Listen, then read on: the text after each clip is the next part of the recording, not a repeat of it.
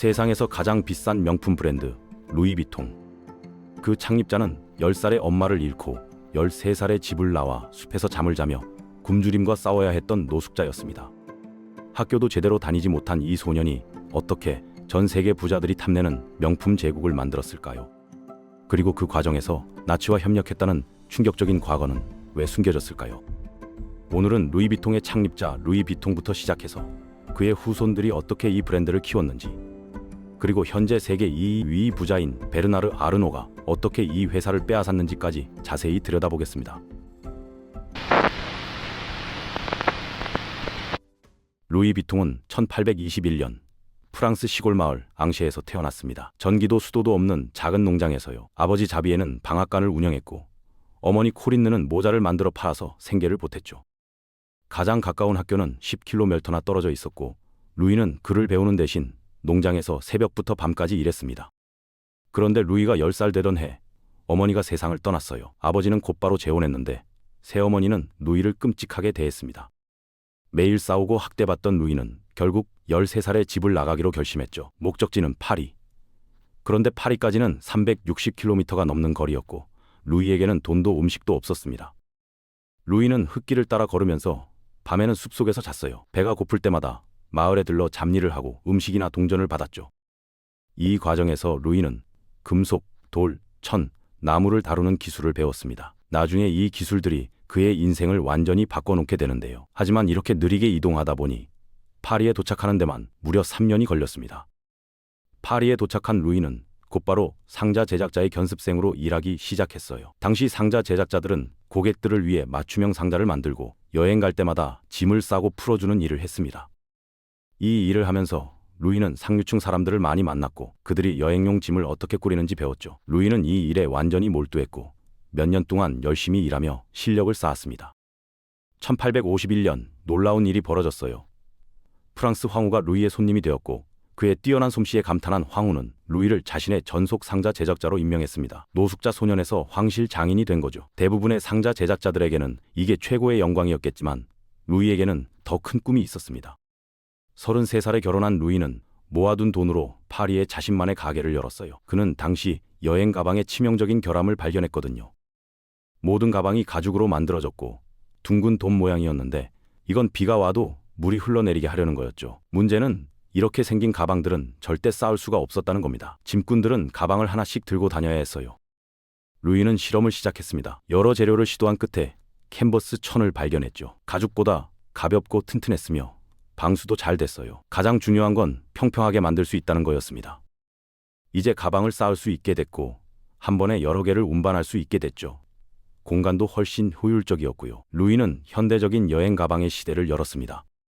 루이는 이미 상류층과의 인맥과 명성을 쌓아놨기 때문에 새 가방 라인을 출시하자마자 엄청난 성공을 거뒀어요. 심지어 카탈로그도 만들어서 고객들이 미리 제품을 보고 주문할 수 있게 했습니다. 2년 만에 루이비통 가방은 부유층 사이에서 필수품이 되었고 지위의 상징이 됐죠. 이집트 왕실에서도 주문이 들어올 정도였습니다.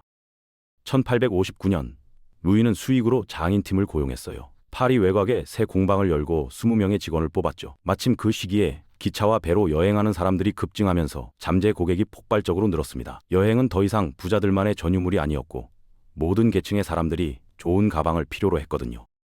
하지만 1870년 루이가 49살 되던 해에 보불 전쟁이 터졌습니다. 루이는 집을 떠나 수천 명과 함께 비좁은 대피소에서 지내야 했어요. 식량은 바닥났고 그는 목숨이 위태로웠죠. 1871년에 겨우 돌아왔을 때 그의 가게는 완전히 파괴돼 있었습니다. 창문은 깨지고 장비는 도난당했으며 그가 그토록 힘들게 일궈낸 모든 것이 사라졌어요. 하지만 루이는 포기하지 않았습니다. 남은 돈으로 사업을 재건하기로 했죠. 전쟁으로 많은 가게가 비어 있었기 때문에 루이는 훨씬 더 좋은 위치에 새 가게를 열었어요. 파리의 부유한 귀족 지역에 있는 기차역과 그랑 호텔 바로 옆이었습니다. 여행객들이 가방을 사러 멀리 갈 필요가 없었죠. 1872년 루이는 베이지색 줄무늬 캔버스로 만든 완전히 새로운 디자인을 선보였고 사람들은 이 모던한 스타일에 열광했습니다.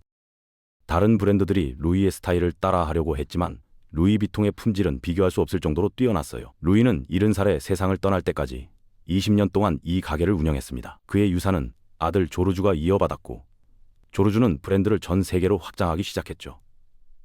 런던에도 인기 있는 매장을 열었습니다.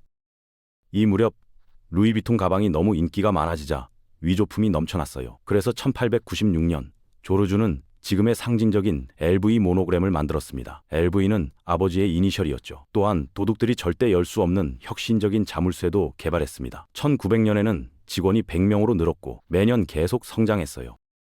흥미롭게도 모든 직원들은 전문가가 되기 위해 아주 오랜 시간 훈련을 받았습니다. 오늘날에도 루이비통 직원들은 제품을 직접 만들기 전에 18개월에서 2년 동안 교육을 받아요. 1925년에는 패션 아이콘 코코 샤넬이 작은 돔 모양 핸드백을 의뢰했는데 처음에는 그녀만을 위한 디자인이었지만 나중에 대량 생산돼서 알마라는 이름을 얻었죠. 엄청난 성공이었고 루이비통은 키퍼, 스피디, 노예 같은 작은 가죽 가방들을 더 만들기 시작했습니다. 조르주는 1936년에 세상을 떠났고 회사는 그의 아들 가스통 루이에게 넘어갔어요. 하지만 가스통은 매우 어려운 시기에 경영을 맡았습니다. 몇 년 후 프랑스가 다시 전쟁에 휘말렸거든요. 제2차 세계대전 중에 계약은 취소됐고 가스통은 루이비통 공장을 폐쇄할 수밖에 없었죠. 파리는 다시 포위됐고 가스통이 사업을 살릴 수 있는 유일한 방법은 나치 독일과 협력하는 것이었습니다. 작가 스테타니 봄비치니는 루이비통, 프랑스 사가라는 책을 쓰면서 회사 기록 보관소를 조사했어요. 그녀가 제2차 세계전 기록을 보여달라고 요청하자 회사 대표들은 즉시 정보를 숨기려 했습니다. 1930년부터 1945년까지의 모든 문서가 화재로 소실됐다고 주장했죠. 하지만 스테파니가 다른 역사적 문서들을 파헤친 결과 루이비통이 나치 정권 내내 호텔 뒤 파르크에 화려한 1층 매장을 운영했다는 걸 발견했습니다. 협력을 거부한 다른 브랜드들은 문을 닫아야 했는데 말이죠. 분명 회사는 역사의 이 부분을 부끄러워했지만 그들은 가스통이 회사를 살리기 위해 필요한 일을 했다고 주장할 겁니다. 코코 샤넬 같은 다른 디자이너들도 파리의 사업을 지키기 위해 나치와 협력했어요. 만약 그들이 적과 일하지 않기로 선택했다면 그들의 브랜드는 오늘날 존재하지 않았을 겁니다. 가스통이 1970년에 세상을 떠나자 그의 사위 앙리 라카미에가 루이비통 브랜드 관리를 맡았습니다. 이제 4세대예요. 하지만 그의 조상들과 달리 앙리는 이전에 운영했던 회사에서 이미 많은 비즈니스 경험이 있었죠. 그래서 루이비통을 맡았을 때 브랜드를 완전히 새로운 차원으로 끌어올릴 수 있었습니다. 앙리는 루이비통을 가족 소유 회사에서 거대 기업으로 성장시키기 위해 큰 변화를 일으켰어요. 비즈니스 모델을 도매에서 소매로 바꿨죠. 1978년에는 일본을 포함한 여러 나라로 확장했고 6년 동안 매출이 현재 가치로 2천만 달러에서 2억 6천만 달러로 뛰었습니다. 그래서 1984년 앙리는 회사를 상장하기로 결정했고 루이비통은 주당 63.63달러에 100만 주를 매진시켰어요. 앙리는 이 모멘텀과 자금 유입을 활용해 전 세계에 더 많은 매장을 열기 시작했습니다. 1987년까지 루이비통은 매출 10억 달러를 달성했죠. 파리에 처음 가게를 열었던 젊은 루이가 꿈꿀 수 있었던 것보다 훨씬 컸습니다. 앙리는 또한 샴페인과 코냑을 생산하는 명품 음료 회사 모에 헤네시와 합병하기로 결정했어요. 함께 LVMH라는 새로운 명품 대기업을 만들었죠. 이론상으로는 합치면 자원을 모아서 더 빠르게 확장할 수 있을 거였습니다. 불행히도 합병 후 앙리는 모에 헤네시의 회장과 사이가 좋지 않았어요. 그래서 앙리는 자신이 아는 성공한 부동산 개발자 베르나르 아르노에게 상황 관리를 도와달라고 부탁했습니다. 안타깝게도 그를 투자자로 초대한 것은 엄청나게 역효과를 냈죠. 베르나르는 몰래 루이비통 주식의 43%를 사들였고 모에와 헤네시 가족들의 지지를 얻어 LVMH에서 더 많은 권력을 얻었습니다. 앙리는 도와달라고 데려온 사람에게 배신당했다고 느꼈고 베르나르가 더 이상 루이비통의 대주주가 되어서는 안 된다며 그를 법정에 세웠어요. 하지만 법원은 결국 베르나르의 편을 들었습니다. 앙리는 친구에게 뒤통수를 맞은 것에 너무 화가 나서 루이비통에서 완전히 그만두기로 했어요. 거의 100년 만에 처음으로 비통 가문의 누구도 브랜드에 관여하지 않게 된 겁니다. 베르나르의 적대적 인수국 이후 루이비통의 매출은 급락하기 시작했죠. 언론은 더 이상 브랜드를 다루지 않았고 한동안 회사가 망할 것처럼 보였습니다. 하지만 베르나르는 회사의 운명을 돌릴 방법을 알고 있었어요. 루이비통은 100주년 기념 컬렉션에서 여러 패션 디자이너들과 협업하면서 다시 돌아왔습니다. 비비안 웨스트우드와 아이작 미즈라이 같은 유명 인사들이 모두 상징적인 LV 모노그램 로고를 자기만의 방식으로 재해석했죠. 사람들이 한 번도 본 적 없는 제품들을 만들었고 사람들은 다시 루이비통 가방을 손에 넣으려고 했습니다. 결국 베르나르의 루이비통 투자는 엄청나게 성공했어요. 그는 지금 LVMH의 CEO이고 2021년 포브스는 공식적으로 그를 순자산 1,800억 달러로 세계에서 가장 부유한 사람으로 선정했습니다. 물론 주가가 움직이면서 이런 부자 순위는 바뀌지만 그는 거의 항상 세계에서 가장 부유한 5명 안에 들어요. 하지만 베조스, 머스크, 게이츠, 버핏 같은 부자들과 달리 베르나르는 확실히 가장 덜 알려진 사람입니다. 그는 스포트라이트를 피하는 걸 선호하거든요. 우리가 아는 건 그가 비즈니스에서 너무나 무자비한 평판을 가지고 있어서 캐시미어를 입은 늑대로 알려져 있다는 겁니다. 그래서 오늘날 LVMH는 70개 이상의 브랜드를 소유하고 있어요. 베르나르가 성사시킨 모든 인수와 합병을 통해서요. 이 하나의 회사가 세계에서 가장 고급스러운 브랜드들을 너무나 많이 소유하고 있죠. 그런데 이 모든 게 가난한 노숙자 10대로부터 시작됐다는 게 놀랍습니다.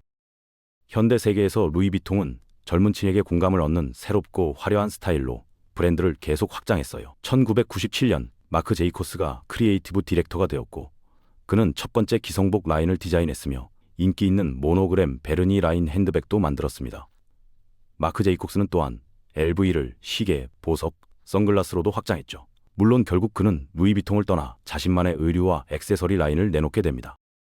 물론 회사에 문제가 없는 건 아니에요. 루이비통은 저작권 침해를 찾는 변호사 팀을 두고 있으며 누군가 브랜드 로고를 복사한다고 판단되면 주저없이 고소합니다.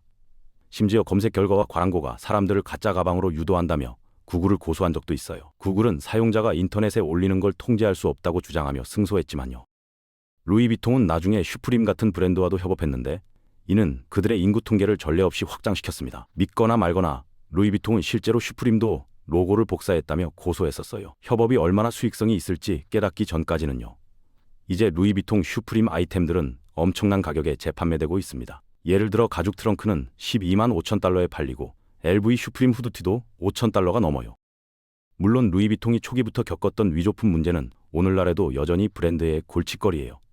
그들은 매년 수억 달러를 위조품 때문에 잃는다고 추정합니다. 하지만 168년 동안 사업을 해온 후에도 그들은 속도를 늦출 기미가 보이지 않아요. 루이비통은 계속해서 많은 사람들이 입고 싶어하는 브랜드로 남아있으며 부자와 유명인들 사이에서 필수품입니다. 현재 루이비통은 390억 달러의 가치를 지닌 전 세계 1위 패션 브랜드입니다. 400개 이상의 매장을 가지고 있으며 전 세계 거의 모든 주요 도시에서 루이비통을 찾을 수 있어요. 노숙자 소년에서 시작해 세계 최고의 명품 브랜드가 되기까지 루이비통의 이야기는 불굴의 의지와 혁신, 그리고 때로는 어두운 선택들의 결과물입니다.